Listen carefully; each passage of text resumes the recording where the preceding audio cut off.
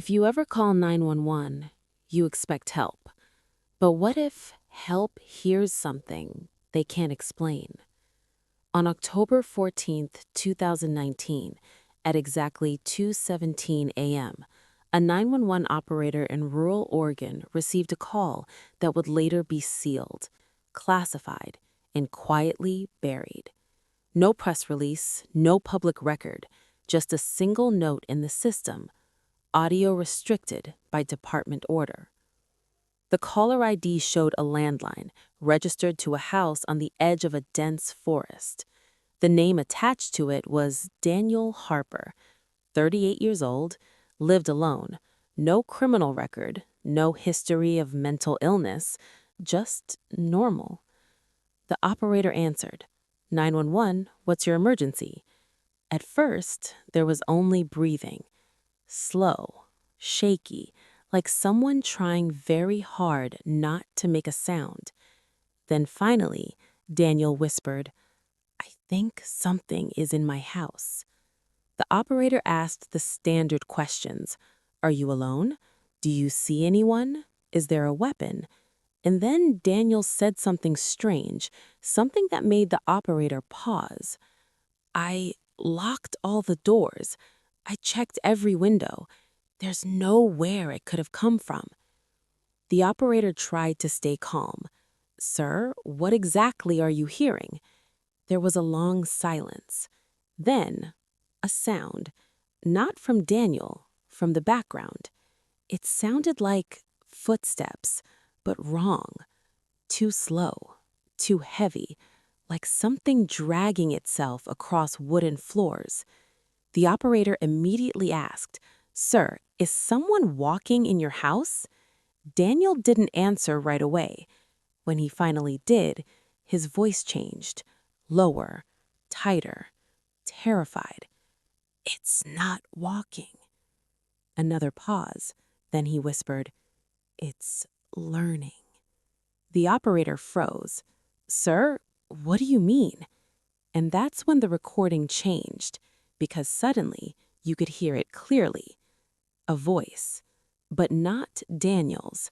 At first, it was distorted, like someone speaking through water, broken, fragmented.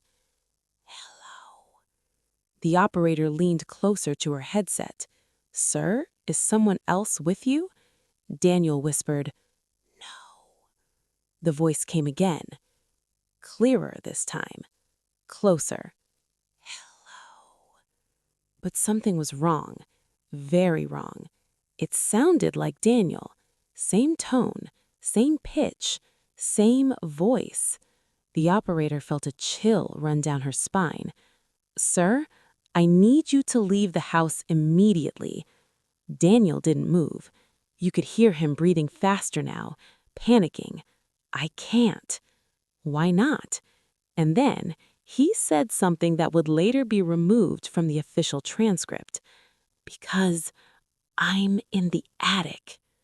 The operator frowned. "Okay, that's good. Stay there." But Daniel cut her off.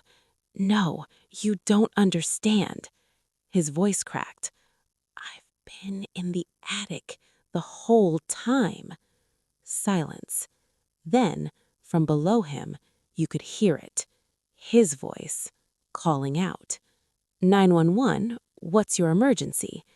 The operator's blood went cold, because the voice downstairs was repeating her, perfectly, word for word, like it was listening, learning, mimicking. Daniel started crying.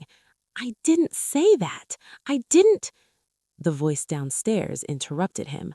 "I didn't say that." Exact same tone, same panic, same fear. The operator now realized this was no intruder. This was something else. "Sir, listen to me very carefully," she said.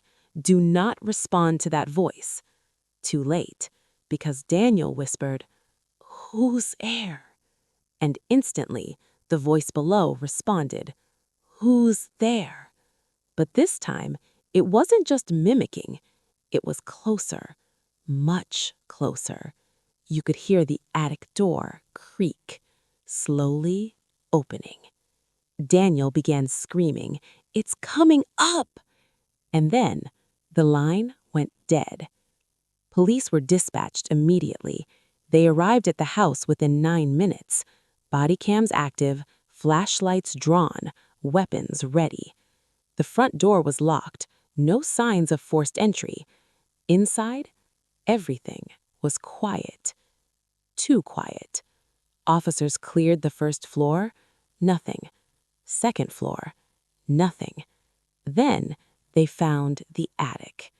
The door was open, and inside they found Daniel, alive, curled up in the corner, shaking, crying. But something was wrong, very wrong, because when they spoke to him, he didn't respond normally. He just stared at them, wide-eyed, frozen. And then he said, "Hello?" in a voice that wasn't his.